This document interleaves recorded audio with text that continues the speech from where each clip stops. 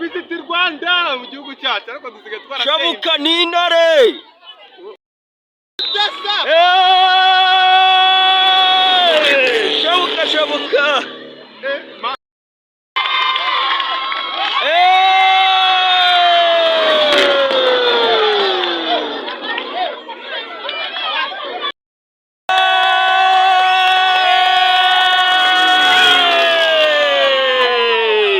shabuka shabuka n'intare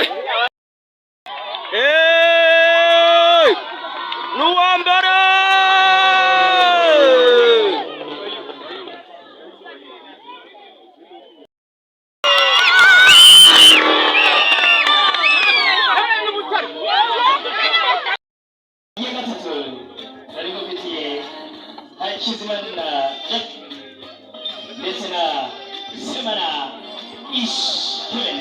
bari gutanga ibihembo by'uwabaye wa mbere.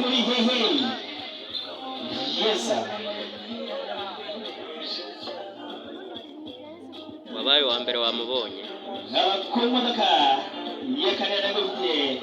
murengezi Blair ndetse na Kevin ukuntu yagenda